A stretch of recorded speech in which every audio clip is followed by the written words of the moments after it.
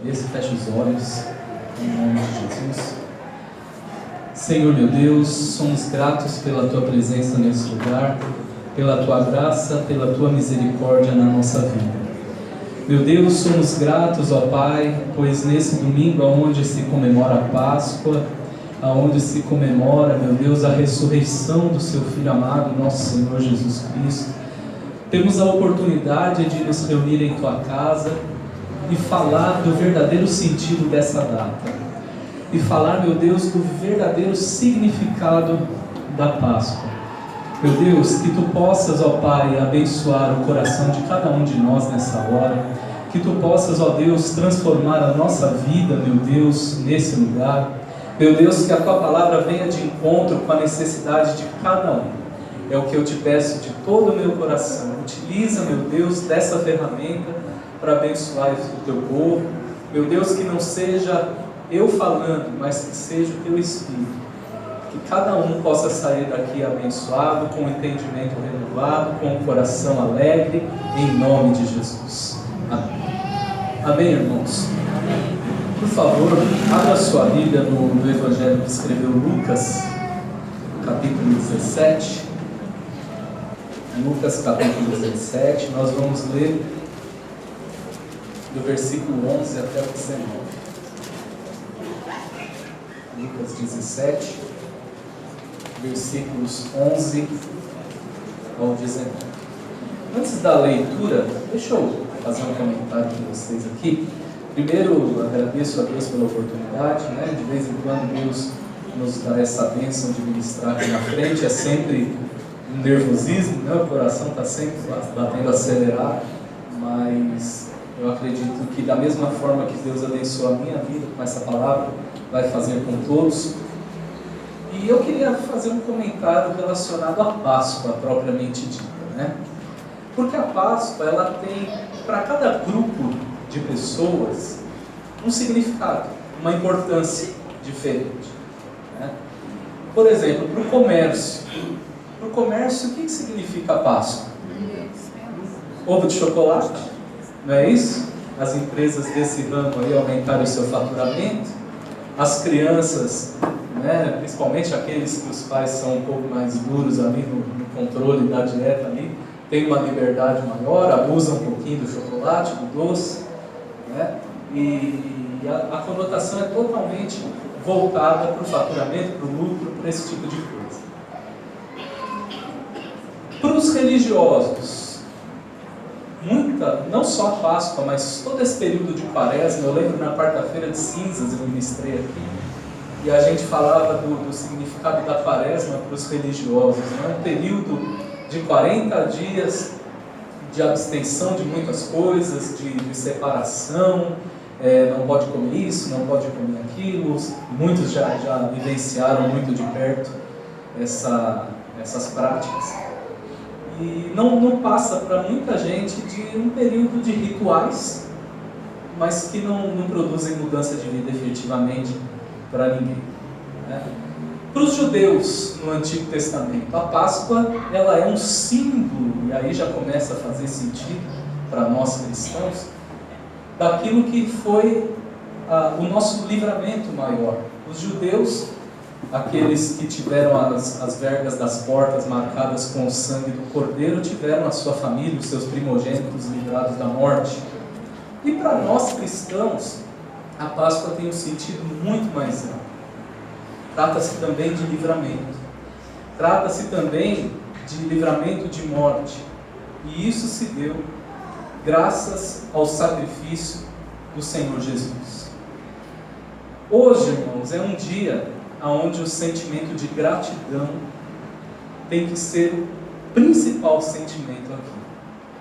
Lógico, todos os dias somos gratos a Deus, mas nesse dia, o dia que se comemora a ressurreição do Cordeiro, é onde a gratidão tem que ser a palavra de ordem, tem que ser a palavra-chave.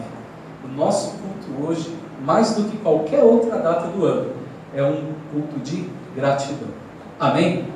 Lucas 17, versículo 11, diz assim: De caminho para Jerusalém, passava Jesus pelo meio de Samaria e da Galiléia. Ao entrar numa aldeia, saíram-lhe ao encontro 10 leprosos, que ficaram de longe e lhe gritaram dizendo: Jesus, mestre, compadece-te de nós. Ao vê-los, disse Jesus: ide e mostrai-vos aos sacerdotes. E aconteceu que, indo eles, foram purificados. Um dos 10, vendo que fora curado, voltou dando glória a Deus em alta voz. E prostrou-se com o rosto em terra aos pés de Jesus, agradecendo. E esse era samaritano. Então Jesus lhe perguntou: mas não eram 10 os que foram curados? Onde estão os 9? Não houve, porventura, quem voltasse para dar glória a Deus, senão esse estrangeiro? E disse-lhe: levanta-te e vai, a tua fé te salvou. Amém? Esse texto é conhecidíssimo, mas talvez nós sempre encaramos esse texto com uma certa conotação crítica. Puxa vida, Jesus curou aqueles 10 leprosos e só um voltou para agradecer. A gente às vezes sempre fala com esse ar, criticando aqueles 9 e exaltando a atitude daquele que voltou. Mas, se nós pararmos para olhar a nossa vida, muitas vezes nós nos assemelhamos a esses 9 também. Para você entender, no Antigo Testamento, o leproso, ele era alguém totalmente alheio à sociedade. O leproso não podia se assentar ao lado de uma pessoa sadia, num lugar público, muito menos. O leproso era considerado escória, ele não podia se misturar, tinha que viver isolado. Mais do que uma enfermidade, um problema de saúde, ele não tinha direito de ir e vir livremente, ele não tinha dignidade. O leproso, no Antigo Testamento, não tinha dignidade. Mais ou menos eu e você antes de termos um encontro com Jesus. Talvez no mundo secular tínhamos muita dignidade, muitos eram bem-sucedidos na empresa ou na carreira, muitos nunca tiveram grandes problemas familiares, de saúde, problemas morais. Muitos eram até exemplos, mesmo antes de conhecer Jesus, mas espiritualmente nós estávamos também separados, vivendo à margem, vivendo como os leprosos do Antigo Testamento. Não tínhamos comunhão com aqueles considerados sadios. Vocês estão entendendo? Amém. O que Jesus fez então? Nessa passagem a Bíblia diz que Jesus ia passando. Não foi Jesus que chamou por eles, eles gritaram. Aqui diz no versículo 13, que ficaram de longe e lhe gritaram dizendo: Jesus, mestre, compadece-te de nós. Quem chamou por Jesus foram eles. Não foi Jesus. Jesus ia passando. E lógico que Jesus conhecia o coração deles. Então Jesus deu uma ordem a eles. Jesus não fez nada, nenhum ritual, não jogou óleo na cabeça deles, não passou o manto na frente deles, né? Como tem muito pastor que faz aí, né? Não passou o paletó na cara de ninguém caiu, ninguém desmaiou, nada. Ele só disse: vai e vão, né? Eram 10 e apresentem-se aos sacerdotes. Eles no caminho foram curados. Foram pela fé. No caminho foram curados. Os 10, da mesma forma, no mesmo momento, foram curados. Um deles voltou para agradecer e os outros 9 nem olharam para trás. Eu não estou dizendo aqui, irmãos, que nós sejamos ingratos. Não é isso. Nós não somos ingratos. Claro, eu não conheço o coração de ninguém, mas eu acredito que ninguém aqui é ingrato. Mas nós precisamos ser mais agradecidos. Vou te dar um exemplo. Eu tenho esse costume, eu imagino que todo mundo aqui, quando ora, geralmente agradece pelo que Jesus fez na cruz, independente da data, se é Sexta-feira Santa, se é Páscoa. Geralmente você agradece pela graça de Deus, pela misericórdia de Deus, pelo amor dele por você. Se você não faz, Passa a fazer, bom. Mas geralmente essa oração a gente faz. Nós reconhecemos que Jesus morreu, sofreu naquela cruz, desceu ao inferno, tomou das mãos do diabo as chaves da morte e do inferno, ressuscitou vitorioso, glorioso, e depois subiu aos céus com a chave da morte na mão, e ele diz que a porta que ele abre ninguém fecha, a porta que ele fecha ninguém abre. Eu sei que você sabe disso, eu sei que você é grato por isso, mas você sabe o que acontece com a gente?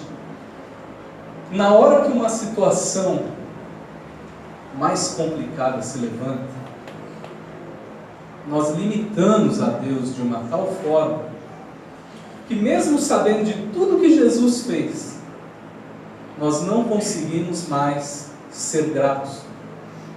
Os problemas da vida, as situações da vida se fazem tão gigantescas diante de nós que a gente se esquece de ser grato a Deus.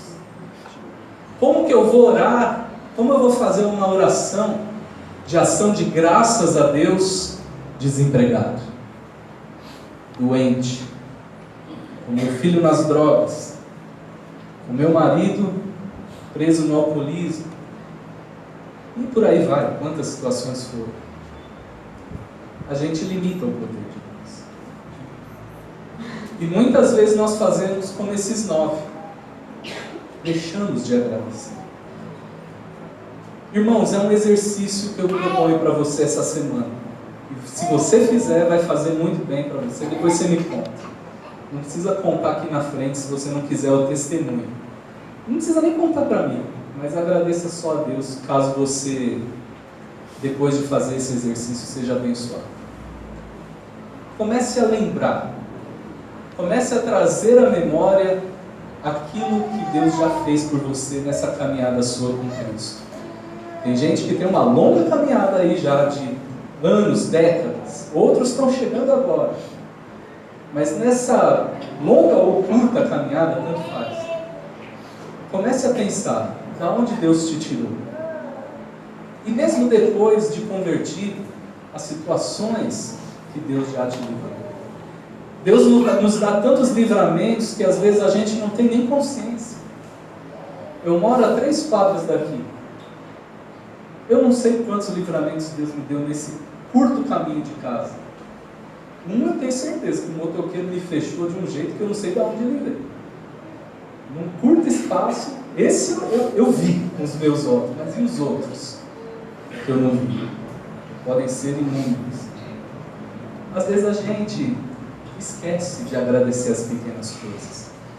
Esquecemos de agradecer pelo ar que respiramos, por mais um dia de vida. Eu lembro quando eu me converti, pouquinho tempo depois meus pais vieram também, principalmente meu pai. Meu pai sempre levou muito a sério as coisas. Quando ele era lá da Umbanda, ele era também muito sério nas coisas. Se converteu e se tornou um cristão também muito sério. E eu lembro quando na hora da refeição nós nos assentávamos juntos e com meu pai o negócio era estreito, não tinha essa de comer na sala vendo TV não. Podia até fazer isso quando ele estava trabalhando, minha mãe era mais maleável com isso, mas à noite era todo mundo na mesa. E ele puxava aquela oração de ação de graça pelo alimento todo dia. Aí, irmãos, hoje em dia, a correria é tanta. A gente come, nem lembra de agradecer a Deus, de abençoar o alimento. A agitação da vida vai deixando a gente como que precisando ser lapidado de novo. Sabe, o exercício que eu proponho para você essa semana é: vamos voltar ao primeiro amor. Vamos ser gratos às pequenas coisas. Vamos ter novamente esse espírito de gratidão. Páscoa é uma data excepcional para nós exercitarmos a gratidão. Porque foi num domingo como hoje. É lógico, o mês, o dia, pouco importa. Como no Natal, 25 de dezembro, não sei se foi esse dia ou não, mas o que importa é que num domingo, um domingo como hoje, Jesus ressuscitou após vencer a morte, e isso foi por amor a mim, por amor a você. E a gente esquece. Às vezes agradecemos mecanicamente, ou nem agradecemos. Mas o que eu quero que você entenda é, não basta só lembrar disso. Na hora do problema, na hora que o sapato aperta, na hora que as lutas da vida se levantam, e olha que crente tem oposição. É uma coisa impressionante, parece que depois que o pastor me falou, irmão, você que vai ministrar a pregação no domingo, parece que a coisa virou. Sabe, oposição. O inimigo não quer que nós façamos a obra. A oposição vem de todo lado, é flechada. Quem disse para você que ser cristão seria um mar de rosa, mentiu para você descaradamente, viu? Você pode ter certeza disso. Não é. Mas Jesus disse que nós venceríamos o mundo. Ele disse, no mundo tereis aflições, não temas, eu venci o mundo. Você sabia que na Bíblia existe a expressão não temas 366 vezes? Uma para cada dia do ano e uma de reserva para os anos bissextos ainda. Pode contar lá, quando você lê a Bíblia toda, você me conta se bateu ou não. 366 vezes. Então, irmãos, é luta, mas temos que ser gratos.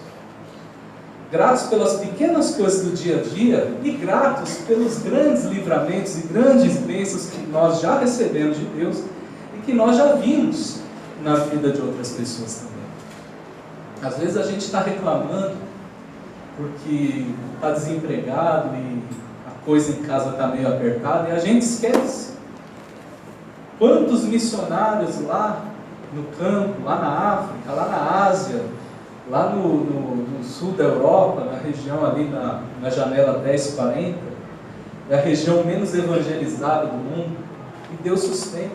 Como na época do Êxodo, Deus manda o maná todo dia, não deixa faltar o pão. E às vezes a gente já está desesperado porque o orçamento está apertado. A gente esquece. Sexta-feira eu contei um testemunho aqui na consagração de manhã. Os irmãos que estavam, me perdoem ouvir de novo, mas eu vou contar bem resumidamente um caso que aconteceu comigo logo quando eu me converti e comecei a fazer a obra de Deus. Um dia eu estava na igreja que eu congregava e chegou um irmão. Eu não tinha muito contato com esse irmão, a gente conversava muito pouco, e ele falou para mim, olha, eu tenho um cunhado que sofreu um acidente muito sério. Eu até falei aqui, o acidente foi inusitado, porque eu nunca vi ninguém sofrer um acidente desse tipo. Ele era caminhoneiro, e ele parou para fazer um reparo no caminhão, no acostamento de uma rodovia. E ele se deitou embaixo do caminhão de uma forma que ele ficou com as duas pernas na pista. E passou uma carreta em cima das duas pernas dele. Os médicos já tinham falado que iriam amputar as duas pernas, que não ia ter jeito. O rapaz não era convertido ainda, ele devia ter menos de 30 anos. E esse cunhado dele chegou até mim, explicou a situação, falei, puxa, não tem problema. Vamos lá orar. O Deus que a gente serve é o Deus do impossível. Irmãos, rodando. Nem sei que bairro era. Quase saindo, fomos pela zona leste afora lá, a hora que estava a plaquinha lá, fim do mundo a 100 metros, era lá o hospital. Andando, mas andando. Não sei onde era, aquele bairro. E chegando no quarto, o pessoal do hospital tinha informado, olha, não é horário de visita, mas por se tratar de visita religiosa, que eles falam, então vocês têm liberdade de entrar a qualquer momento. E eu fui tranquilo, não me preocupei com o horário, porque eu sabia que eu ia poder entrar a qualquer momento. Irmãos, que transtorno. Foi a visita mais conturbada que eu já vivi e que eu já ouvi falar. Primeiro que eu cheguei, eu vi aquele jovem, naquela situação, com um lençol sobre as pernas, e eu percebia que tinha uma estrutura de ferro. Tinha feito lá cirurgias, tinha estruturas de ferro segurando ali a carne. Sabe, para a carne grudar no osso? Mas assim, os médicos já tinham falado que iam amputar as unhas. Num lençol cobrindo. Então eu vi aquela cena, você já leva um choque, né? Por mais que a gente creia, você vê uma cena assim, dá uma... Na hora que eu comecei a conversar com ele, bateu na porta do quarto. Ah, é a hora do almoço dele, você tem que se retirar. Saí. 20 minutos, meia hora esperando, e eu naquela situação, Jesus, dá graça que a situação está mais séria do que eu pensava. Voltei para dentro do quarto. Comecei, quase coisa de 1 minuto. Comecei a falar com ele, bate na porta. Ah, ele vai ter que ser remanejado para o outro quarto, no outro andar. Eu falei, meu Deus do céu, é hoje. Irmãos, foram umas 5, 6 interrupções. Chegou uma hora que o rapaz ali, tomando medicamento para dor, e com sono, e anestesiado, eu vi que a coisa não ia fluir. Eu não ia conseguir conversar com ele.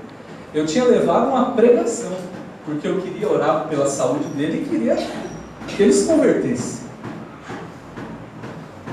Jefferson, por favor, Lucas 1:37. Foi o único versículo que eu consegui falar para ele. O único. Foi a pregação mais curta da minha vida. Falei para ele, olha, se você ler o texto, a gente está falando da concepção de Jesus, por obra e graça do Espírito Santo, sem o contato de José com Maria. E eu virei para ele e falei, olha, não lembro o nome dele, me perdoe, faz mais de 15 anos isso. Porque para Deus nada será impossível. Consegui falar para ele apenas isso. Para Deus nada será impossível. E depois eu não soube mais notícias. Vi o primo dele uma ou outra vez, como é que está o fulano? Está melhorando, mas não tive mais grandes notícias dele. Eu lembro que eu falei para ele, olha, se Deus fez nascer uma criança por obra e graça do Espírito Santo, sem o contato de marido e mulher, Deus pode te tirar dessa situação também. Foi a única pregação, a única coisa que eu consegui. Passaram aí uns 6 meses, estou eu na casa da minha mãe, no apartamento dela, e eu vejo um rapaz subindo a escada correndo, e eu bati o olho e falei, eu lembro dessa pessoa, mas não sei quem é. Sabe, eu já vi, mas não lembro de onde. Minha mãe falou para mim, você lembra aquela visita do menino, que a carreta passou em cima das pernas, que você foi lá faz um tempão atrás? Pois é ele. Eu falei, glória a Deus. Um versículo, no meio daquela visita toda conturbada, e esse jovem foi curado. E se você parar para pensar, você também já viu coisas desse tipo, grandiosas assim, acontecendo na sua vida ou na vida de outros. Mas às vezes porque a grana está curta, a gente se desespera. Às vezes porque a gente ouviu falar que fulano de tal está doente, a gente já não acredita em Deus mais, porque Deus abandonou, e Deus não é poderoso para curar. É o mesmo Deus que disse para Maria que nada seria impossível, que disse para esse jovem que nada seria impossível, e ele foi curado. E detalhe, depois eu fiquei sabendo que ele se converteu. Tem mais essa. E às vezes a gente, diante de uma situação, acha que está tudo perdido. Eu lembro nessa mesma igreja de um rapaz que eu conheci, que ele fisicamente estava assim num estado deplorável. O câncer tinha tomado praticamente todo o aparelho digestivo dele. Irmão, sem brincadeira nenhuma, ele era verde. Ele era verde. Caíram os dentes da boca por causa de quimioterapia, nem um fio de cabelo, não pesava mais de 30 quilos, era baixinho, estava. E eu lembro da esposa dele e ele indo na igreja naquele jeito, fazendo um esforço terrível para poder estar no culto. E a esposa dele era filho. Coincidência ou não, morava, hoje ele não mora mais lá, mas morava no mesmo prédio da minha mãe também. Eu era muito amigo do irmão dele, não sabia? Depois eu soube que eles eram irmãos. E hoje você vê uma vida normal, passaram mais de 10 anos totalmente restaurados. Saúde de ferro, cabelo, bem tão bonito, não é mais verde, moreno. Acabou. Irmãos, eu não tenho direito diante de uma situação, seja saúde, seja o que for. Meu Deus, não tem jeito. Se eu falar isso, eu sou a pessoa mais ingrata que tem. E se eu for contar coisas da minha vida, então a gente vai ficar até amanhã aqui. Não vou entrar nisso. Eu quis dar esses dois exemplos, porque são exemplos extremos de coisas que era a situação perdida. Qual é a sua situação que parece perdida? Ou que às vezes nem parece perdida, mas é um problema que está martelando tanto na sua mente que está te tirando sossego. Irmãos, a gente está fazendo igual aqueles 9. A gente, eu me incluo nisso também, porque tem hora que a incredulidade bate. A incredulidade é uma tentação. E às vezes nós ficamos, mas não tem jeito. O que vai ser de mim agora?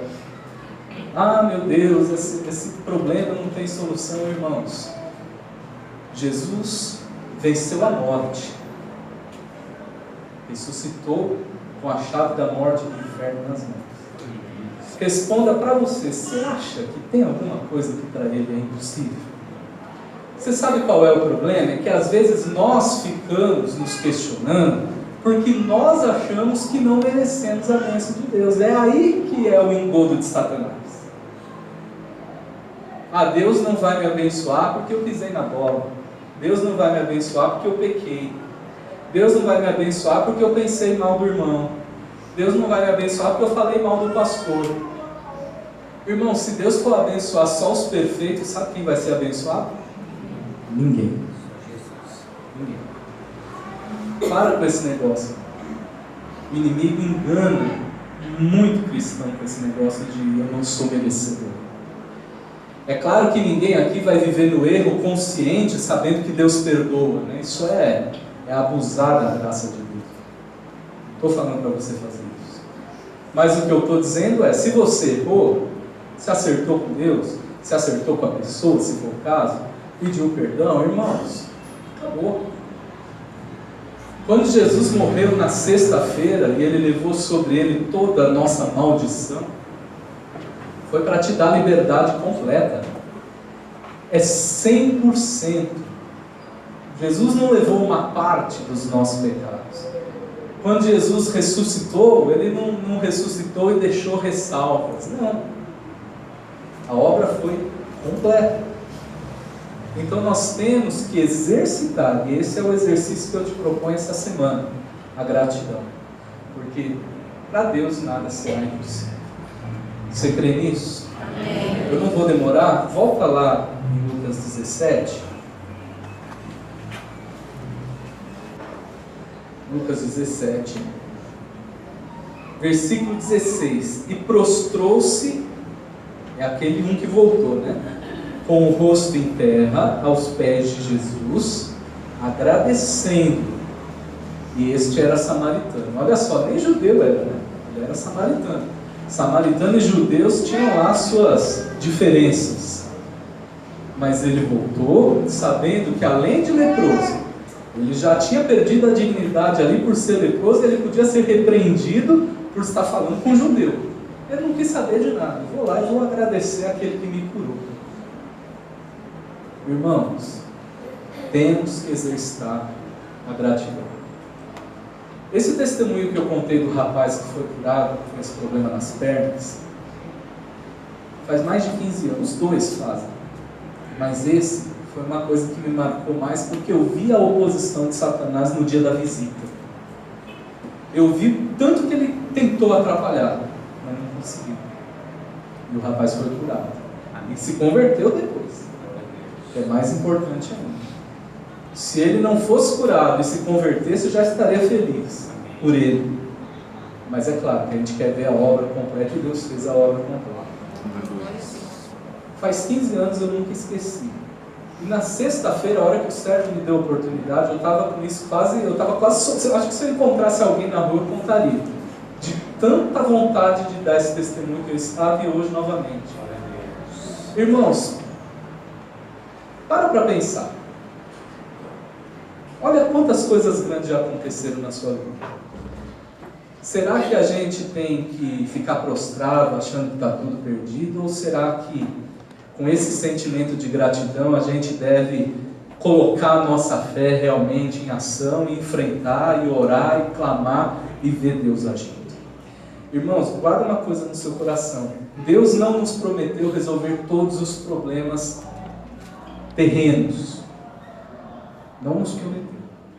Mas Ele disse: clama a mim e eu responder-te-ei. Para mim basta. Se Ele não responder nessa terra, na vida eterna já está mais do que respondido. Mas se você tem um problema, uma coisa que te tira o sossego, que te atormenta, Deus conhece o seu coração. Às vezes a bênção não vem no dia, na hora, do jeito que a gente quer, porque talvez precisamos ser moldados em alguma coisa. E o tempo de Deus é perfeito. Não estou dizendo que você vai orar hoje e arrumar um emprego amanhã, 8 horas da manhã. Não estou dizendo isso. Estou dizendo que você vai orar hoje e amanhã você não tem mais nenhum sintoma. Não estou dizendo que você vai orar hoje e amanhã seu marido nunca mais vai pegar um copo na vida. Não é isso. Mas eu estou dizendo que se você orar com fé, Deus vai estender a sua mão. Ele estendeu a mão para aqueles 10 leprosos que nem judeus eram. Não eram povo de Deus. Deus faz acepção de pessoas. Deus só abençoa os crentes. Deus só abençoa a igreja. Deus abençoa todo aquele que clamar. E às vezes clamam sem conhecimento nenhum da palavra. Tem uma irmã minha, uma irmã de sangue. Aliás, se vocês puderem me ajudar em oração pela minha família, é uma bênção que eu preciso muito. Mas eu tenho visto Deus agir na vida dela nas pequenas coisas. Até outro dia ela dizia que ela não cria em Deus, era agnóstico, ateia. E falava isso de boca cheia, mas eu sei que muito é para me atingir, é o inimigo. E ela gosta muito de bichinhos, né, de estimação. Ela tem um gato, arrumou um gato lá. O gato vivia na rua, apanhava mais do que couro de pandeiro. O gato vivia arrebentado. Ficava caçando a namorada dos outros lá, apanhava na rua. Depois foi castrado, sossegou. Hoje ele só sai para tomar um vento na cara e volta. Né? Mas ele era terrível, o gato. Um dia esse gato desapareceu e não voltava. E passou horas e horas. Ele sempre vai dar um rolezinho rápido e volta, mas dessa vez ele sumiu. E a minha irmã: meu Deus, se esse Deus que o meu irmão tanto fala, se o Senhor existe mesmo, traz meu gato são e salvo. Diz que não tem 5 minutos ele pulou para dentro de casa. Agora começou com as conversas meio católicas de novo. Mas irmão, já reconheceu que Deus existe? Amém. Irmão, ninguém anda uma caminhada se não der o primeiro passo. O primeiro passo está dado. O nome dela é Leila, tá? Ela me ajudar a orar. Mas pela família toda, viu? Não é só ela não, que a gente precisa muito. Não há impossível para Deus. A lepra, mais do que uma doença, era a perda total da dignidade. E Deus restaurou. 9 foram ingratos. Por mais que você esteja passando lutas hoje, e às vezes até o inimigo lança a dúvida na sua mente: mas será que Deus vai me socorrer mesmo? Irmãos, eu duvido que aqui exista alguém que não tenha um motivo grande para agradecer a Deus. Seja na sua vida, seja por algo que você viu Deus fazer na vida de outra pessoa, você tem motivo para agradecer a Deus. Eu sei que tem. E é isso que nós vamos fazer agora. Amém? Amém.